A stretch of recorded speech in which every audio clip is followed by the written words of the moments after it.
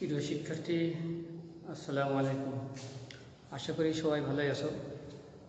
আজ আমার second lecture, অর্থাৎ গতদিন পড়াইছিলাম স্থিতিস্থাপক পদার্থবিজ্ঞান প্রথম পত্রের সপ্তম অধ্যায়। তো পড়ার আগে কিছু কথা বলি আমাদের বর্তমান পরিস্থিতি নিয়ে। আমাদের কলেজ যখন বন্ধ হয়েছিল এই করোনার কারণে, আজ থেকে বেশ কয়েকদিন আগে, তখন বাংলাদেশে করোনার পরিস্থিতি কেমন ছিল? নিশ্চয় এখন ঠিক অনেক অনেক খারাপ ছিল। বর্তমান যে পরিস্থিতি তার সাপেক্ষে তখনকার পরিস্থিতি অনেক ভালো ছিল। তখন আমাদের স্কুল বন্ধ হয়ে গেছিল। তখন আমাদের মধ্যে যে সচেতনতা ছিল, যে করোনা সম্পর্কে যে ভয় ছিল, এখন পরিস্থিতি আগের তুলনায় অনেক খারাপ হওয়া সত্ত্বেও কিন্তু আমাদের তো সেই ভয় নেই, সেই সিনসিয়ারিটি কিন্তু কমে গেছে। তো যার কারণে আমাদের করোনার কমিউনিটি ট্রান্সমিশন অনেক বেড়ে গেছে, অর্থাৎ ব্যাপক হারে বিস্তার লাভ করেছে। তো এই করোনা সম্পর্কে আমাদের সবাইকে সচেতন থাকতে হবে, অর্থাৎ আমাদের স্বাস্থ্যবিধি যেসব মেনে চলার কথা, সেগুলো যদি আমরা মেনে চলার চেষ্টা করি, তো আশা করি অনেকটা এই কমিউনিটি ট্রান্সমিশন, অর্থাৎ এই বিস্তার, করোনার বিস্তার অনেকটা কমে আসবে। এর কারণে না গেলেও কিছুটা আমাদের কন্ট্রোলে থাকবে। এখন প্রায় আনকন্ট্রোল হয়ে যাচ্ছে, এমন একটা পর্যায়ে চলে আসছে, শুধুমাত্র আমরা নিয়ম না মানার কারণে। তো আশা করি সবাই নিয়ম মেনে চলার চেষ্টা করবা। বরং বর্তমান পরিস্থিতি যেরকম, সবাইকে এই স্বাস্থ্যবিধি মোটামুটি, তোমরা সবাই বাসায় আসো, বাসায় থাকার চেষ্টা করবা, অযথা কারণে বাইরে আসবে না, কিংবা কোনো আড্ডা দেওয়ার জন্য ইত্যাদি কোনো কারণে, বিনা কারণে প্রয়োজন ছাড়া আসার দরকার নেই। যদিও আসো, মাস্ক ব্যবহার করে যেভাবে স্বাস্থ্যবিধি মেনে চলার দরকার সেইভাবে নিয়ম অনুসারে আসবে। আর বাসায় অবশ্যই হাত ধোয়া, এই আর কি। তো আজকে পড়ার দিকে যাওয়া যাক। আমরা পড়াচ্ছিলাম স্থিতিস্থাপকতা সম্পর্কে। তো গতদিন কিছু পড়াইছিলাম স্থিতিস্থাপক সম্পর্কে, অর্থাৎ স্থিতিস্থাপকতা কী জিনিস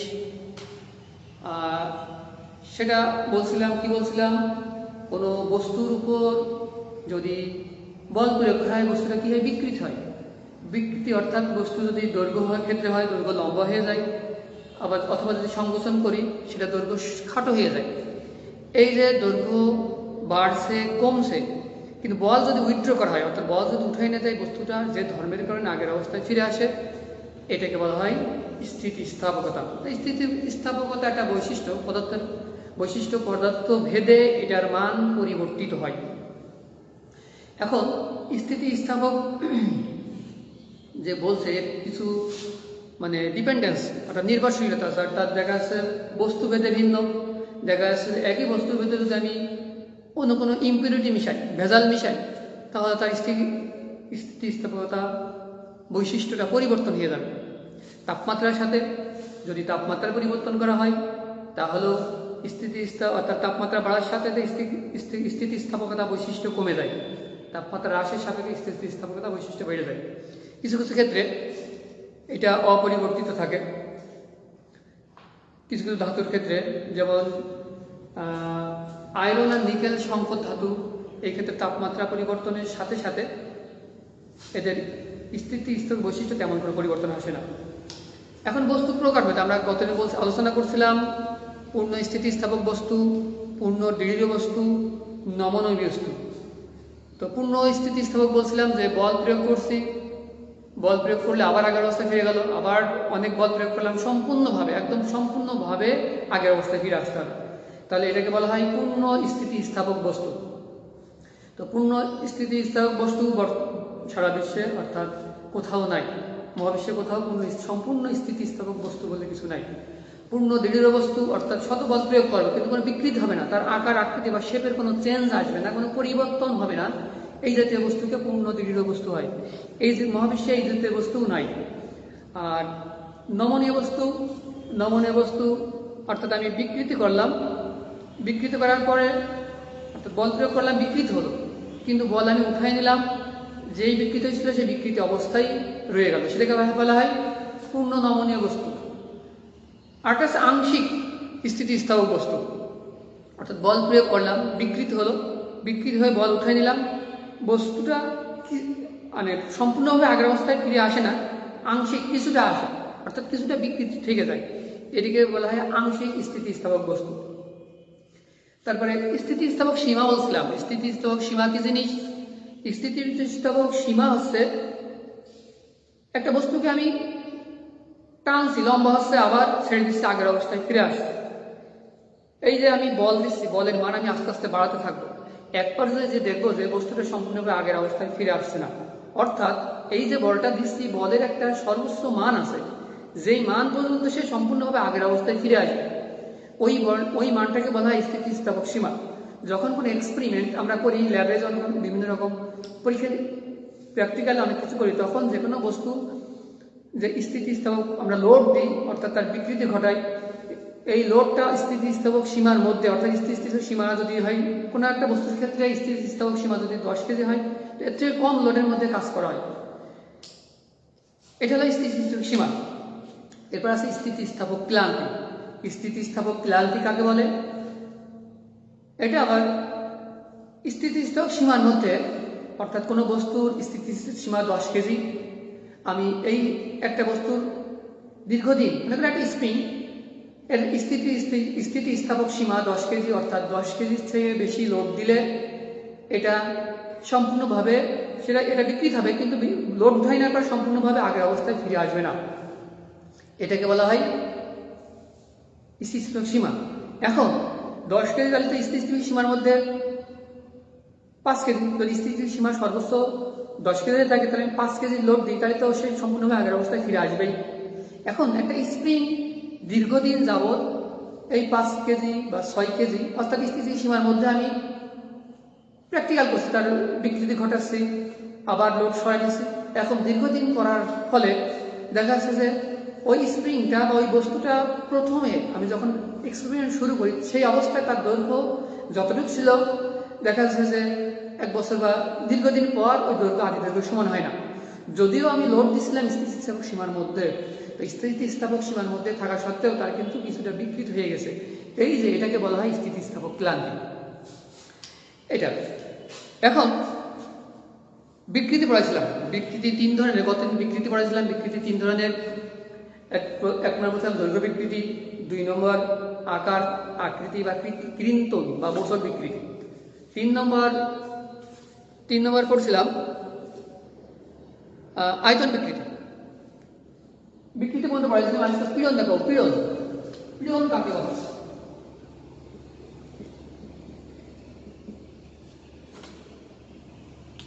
পীড়ন কি জিনিস?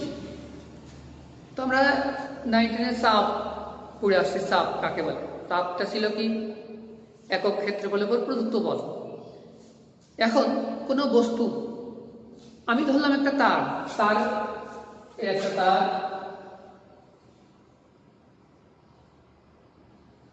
এখানে একটা লোড দিচ্ছি, তার আগে এটা ছিল আদি দৈর্ঘ্য, এতটুকু বৃদ্ধি পেয়েছে।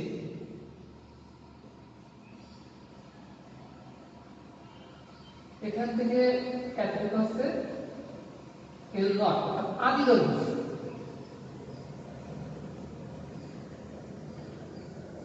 আর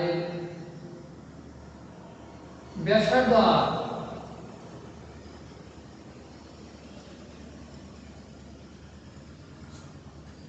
এখন এই তারে যখন লোড দেবো, এই তারটাকে যখন আমি লোড দেবো, অর্থাৎ নিচের দিকে বল দিচ্ছি, তখন এটা অটোমেটিক্যালি একটা উপর দিকে বল দেবে, প্রতিরোধকারী বল দেবে, যেটাকে রেস্টোরিং ফোর্স বলা হয়। প্রতিরোধকারী বল, যখনই আমি লোডটা সরাই নেব, তারটা আবার আগের অবস্থায় ফিরে যাবে, অর্থাৎ এল দৈর্ঘ্য এল নট ফিরে যাবে। এখন তারটা যে বল দিচ্ছে, ঊর্ধ্বমুখী যে বল দিচ্ছে, তো এই একক ক্ষেত্রফলের উপর যে বলটা আছে সেটাকে আবার পীড়ন বলা হয়। তাহলে পীড়নের সংখ্যা আমরা কি বলতে পারি? একক ক্ষেত্রফলের উপর উদ্বুদ্ধ প্রতিরোধকারী বল। আমরা যে বলটা দিচ্ছি তার অপোজিট দিকে যে ফোর্সটা তার অ্যাপ্লাই করছে, সেই যদিও লোড আর ওই ফোর্স এইখানে সমান হয়, এখানে যে পরিমাণ লোড দিচ্ছি ওই ফোর্সটাও সেই একই পরিমাণ হয়। যে রেস্টোরিং ফোর্স বা তারের প্রস্থচ্ছেদের ক্ষেত্রফল হবে এই তারের উপর প্রযুক্ত পীড়ন। তাহলে পীড়ন হচ্ছে কি? পীড়ন হচ্ছে উদ্বুদ্ধ একক ক্ষেত্রফলের উপর উদ্বুদ্ধ প্রতিরোধকারী বল। তাহলে পীড়ন সমান আমরা লিখতে পারি বল বাই ক্ষেত্রফল। কি লিখতে পারি? বল ভাগ ক্ষেত্রফল।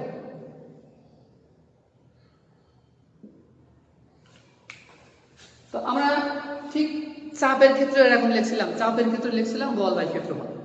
এখানে ঠিক সিস্টেমটা এরকম, কিন্তু চাপের সংখ্যাটা ছিল একক ক্ষেত্রের উপর প্রযুক্ত বল, আর পীড়নের ক্ষেত্রে একক ক্ষেত্রের উপর ফলের উপর উদ্ভূত প্রতিরোধকারী বল। এটা ম্যাথমেটিক্যালি চাপ যেরকম, পীড়নে ম্যাথমেটিক্যালি একই, পার্থক্য সংজ্ঞায় একটু পার্থক্য আছে। এর এককও এক, অর্থাৎ এক বলতে চাপ যে একক দেওয়া ছিল, পীড়নের একক তাই। পীড়নের একক কি? বলের একক আমরা জানি কি? নিউটন। ক্ষেত্রফলের একক আছে মিটার স্কয়ার, তাহলে একক নিউটন পার মিটার স্কয়ার। তো চাপের একক ছিল নিউটন পার মিটার স্কয়ার, বা এটাকে আমরা কি বলতে পারি? প্যাসকেল। এটা এসআই একক, সিজিএস এককে, সিজিএস একক, এটা এসআই একক, এসআই একক এটা, আর সিজিএস একক ডাই পার সেন্টিমিটার স্কয়ার। এফপিএস একক আছে, এফপিএস পাউন্ডাল পার ফুট স্কয়ার, পাউন্ডাল পার ফুট স্কয়ার ইত্যাদি। এখন পীড়নের প্রকারভেদ আছে, এটা মুছে দিলাম। এখন পীড়নের প্রকারভেদ আছে। পীড়ন তিন প্রকার আছে: দৈর্ঘ্য পীড়ন, দৈর্ঘ্য পীড়ন,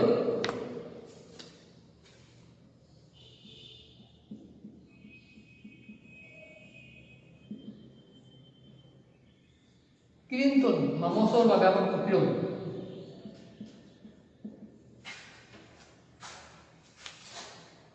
পীড়ন আমরা বলছি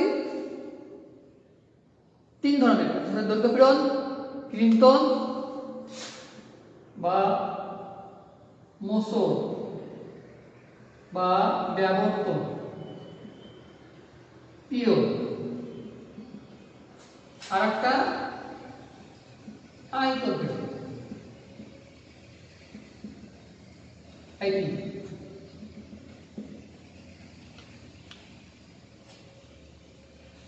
এখন তিনটা পীড়নের ম্যাথমেটিক্যাল রূপ একই রকম, অর্থাৎ পীড়ন সমান এফ ভাগে, পীড়ন সমান এফ ভাগ এ।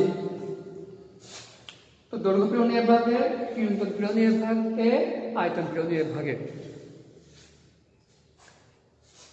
এখন দৈর্ঘ্য পীড়নের সংজ্ঞা, ভাষাগত সংজ্ঞা হচ্ছে দৈর্ঘ্য বরাবর বল প্রয়োগ করে। দৈর্ঘ্য একটা তারের দৈর্ঘ্য বরাবর আমি বল প্রয়োগ করলাম, করলে ওই তারের একক ক্ষেত্রফলের উপর উদ্ভূত প্রতিরোধকারী বল হচ্ছে দৈর্ঘ্য পীড়ন। দৈর্ঘ্য পীড়ন এফ ভাগে, দৈর্ঘ্য পীড়ন পি তে পি অনেক P L K P L সমান এফ ভাগে। ক্রিন্তন বা মসল বা ব্যবস্থান পীড়ন, মসল বিকৃতি ঘটাতে একক ক্ষেত্রফলের উপর উদ্ভূত প্রতিরোধকারী বলই হচ্ছে ক্রিন্তন বা মসল পীড়ন। কথা বোঝা গেল? তোর অর্থাৎ মসল বিকৃতি ঘটাতে, আমরা আগে মসল বিকৃতি পড়ে আসি। বিকৃতি ছিল তিন ধরনের: দৈর্ঘ্য বিকৃতি, ক্রিন্তন মসল বা ব্যবর্তন বিকৃতি, আর আয়তন বিকৃতি। তো ক্রিন্তন বা মসল বিকৃতি ঘটাতে একক ক্ষেত্রফলের উপর উদ্ভূত প্রতিরোধকারী বল, সেটাও এর ভাগে পি পিএস সমান এর ভাগে। আর ছিল আয়তন পীড়ন। আয়তন পীড়ন আয়তন বিকৃতি ঘটাতে একক ক্ষেত্রফলের উপর উদ্ভূত প্রতিরোধকারী বল। আয়তন বিকৃতি ঘটাতে একক ক্ষেত্রফলের উপর উদ্ভূত প্রতিরোধকারী বলটাই হচ্ছে আয়তন পীড়ন। তো আয়তন পি ভি ইকুয়াল টু এর ভাগে। সব পীড়ন ম্যাথমেটিক্যাল রূপ একই, ভাষাগত একটু পার্থক্য আছে, সেটা বললাম আর কি। এবার এখন দৈর্ঘ্য পীড়নের ক্ষেত্রে আর কি বলি। দৈর্ঘ্য প্রথমে এক নম্বরটা, এটা 1 2, এটা 2, এটা 3। আমরা এক নম্বরে আসি। দৈর্ঘ্য পীড়ন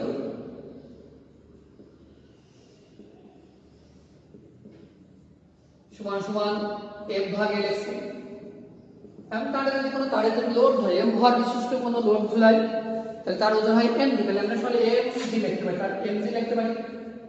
আর তারের প্রস্থচ্ছেদ a অর্থাৎ তারের ব্যাসার্ধ যদি r হয়, যেখানে তারের ব্যাসার্ধ দেওয়া হচ্ছে r, তাহলে এই তারের প্রস্থচ্ছেদের ক্ষেত্রফল হবে পাই r স্কয়ার, এটা লেখা যেতে পারে। আর 2 নম্বর এটা ঠিক আছে, এটা এখন ক্ষেত্রফল এটা কি রকম হয়, যদি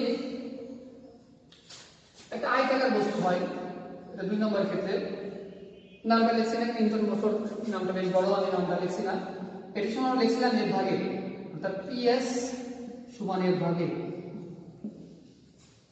এই ক্ষেত্রফলটা যদি একটা আয়তাকার বা ঘনকাকৃতির বস্তু হয়, এবার যে বল দেবো আমরা এই ক্ষেত্রফলে, এই পাশের ক্ষেত্রফলে আমরা বল দিচ্ছি এটা এরকম বেঁকে যাবে, এই ফলের ক্ষেত্রফলটা হবে এই এটা। আর 3 নম্বর আয়তন পূরণ, আয়তন পূরণ P লিখছিলাম ইকুয়াল টু F/A।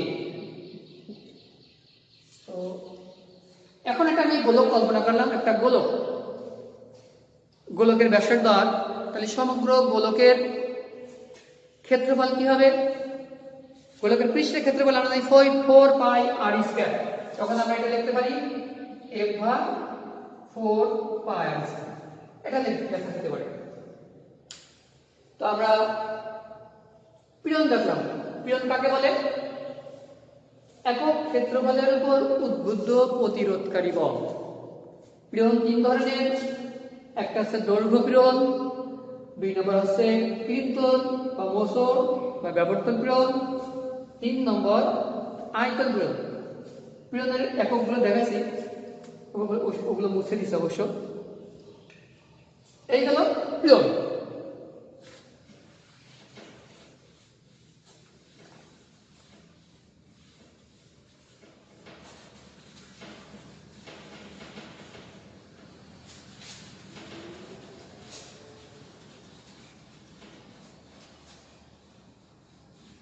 এখন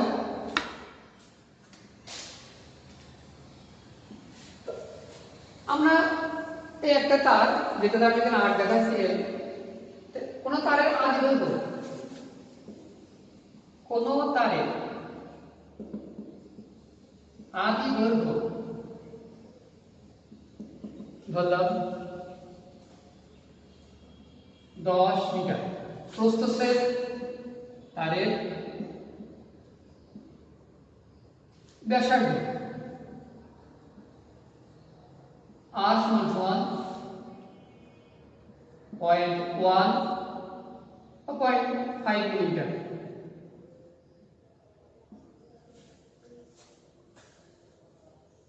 তারে আমি 2 কেজি ভাঁজ ঝুলাইছি, লোড দিলাম 2 কেজি, 2 কেজি ভর ঝুলালে এর দৈর্ঘ্য 2 সেন্টিমিটার বৃদ্ধি পায়। কোশ্চেন হচ্ছে, কোশ্চেন এর বিকৃতি কত, বিকৃতি কত, পীড়ন কত, সহজ কোশ্চেন। তো আমরা বিকৃতি জানি, বিকৃতি সমান কি, গত ক্লাসে লিখলাম বিকৃতি, বিকৃতি বলতে এখানে দৈর্ঘ্য বিকৃতি, কারণ এটা দৈর্ঘ্য পরিমাণ বল প্রয়োগ করা আছে। বিকৃতি সমান জানি আমরা কি, দৈর্ঘ্যের পরিবর্তন বা দৈর্ঘ্য বৃদ্ধি লিখতে পারি, দৈর্ঘ্যের পরিবর্তন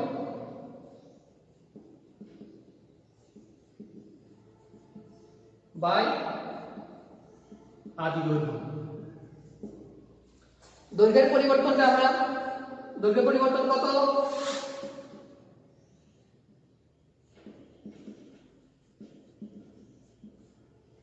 2 সেন্টিমিটার বৃদ্ধি পায়, দেখা যাচ্ছে 2 সেন্টিমিটার। দৈর্ঘ্য পরিবর্তন আমরা ডেল এল লিখতে পারি বা ছোট আকারে এল লিখতে পারি, সমান 2 সেন্টিমিটার 0.02 মিটার।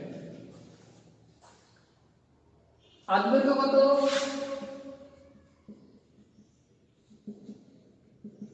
আদি দৈর্ঘ্য L naught is equal to 10 metre. তো এই দৈর্ঘ্যের পরিবর্তন বা এই দৈর্ঘ্য আমরা লিখতে পারি ডেল এল, অর্থাৎ বিকৃতি সমান কি লিখবো, ছোটাতে এল বাই এল নট, ছোট হয়ে যাচ্ছে 0.02 ডিভাইড বাই 10 সমান 0.002। আমরা জানি বিকৃতির কোনো একক নাই, সুতরাং এটা অ্যান্সার এটাই হবে। এটা হলো বিকৃতি। এবার পীড়ন কত?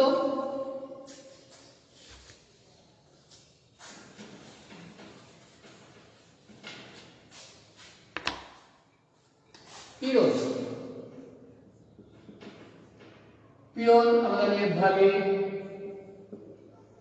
x y কে লিখলে এর সঙ্গে যেটা আমরা লোড ধরাচ্ছি 2 কেজি, তাহলে এর সঙ্গে mg লিখতে পারি mg পাই আর স্কয়ার। m এর মান কত? m এর মান দেওয়া আছে 2 কেজি, 2 গুণ 9.8, পাই মান আছে 3.1416, আর এর মান ব্যাসার্ধ দেওয়া আছে 0.5 মিলিমিটার। এটাকে মিটার করতে হবে, 5 গুণ 10 টু দি পাওয়ার -4, অর্থাৎ 0.5 কে 1 দ্বারা আমরা ভাগ করব, করে যেটা পাই সেটা পাবো এইটা। এর একটা মান পাবো, যে মানটা পাবো সেটা হচ্ছে পীড়ন। এককভাবে নিউটন পার মিটার স্কয়ার বা প্যাসকেল, এটা আমরা পেলাম পীড়ন এবং বিকৃতি এর মান। এখন তাহলে আমরা পীড়ন বের করা শিখলাম, বিকৃতি বের করা শিখলাম। আর দুইটা জিনিস আলোচনা করব, এটা মুছে দিলাম।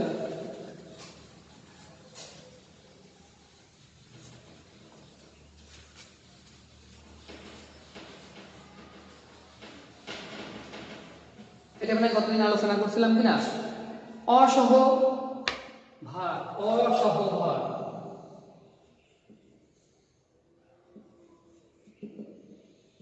অসহ ভার, অসহ ওজন। অসহ ভার কাকে বলে? তো আমি একটা তারকে টেনে লম্বা করছি, তার দৈর্ঘ্য বৃদ্ধি পাচ্ছে, আওয়াজ ছেড়ে দিচ্ছি, সে আবার আগের অবস্থায় ফিরে যাচ্ছে।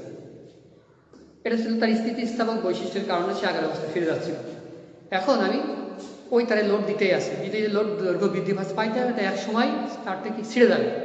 ছিঁড়া মুহূর্তে তারটার উপর যে বল প্রয়োগ ছিল সেটাই হবে অসহ ভার। অথবা সঙ্গে এরকম দেওয়া যেতে পারে, কোনো তারের সর্বনিম্ন যে বল প্রয়োগ করলে তারটি ছিঁড়ে যাবে সেটাই হবে অসহ ভার। অসহ ভার, অসহ ভর না ভার। অসহ ভার, অসহ ওজন একই কথা। আর কাছে অসহ পীড়ন।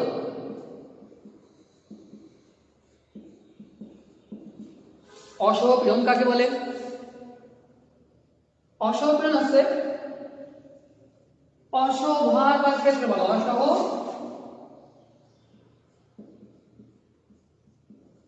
ভার বা ক্ষেত্রফল। তার মানে যেই লোডের তারটা ছিঁড়ে গেছিল ওই মুহূর্তে তার উপর যেই পীড়নটা প্রযুক্ত হয়েছিল ওইটাই হচ্ছে অসহ পীড়ন। কথা কি বোঝা গেল? কি বললাম?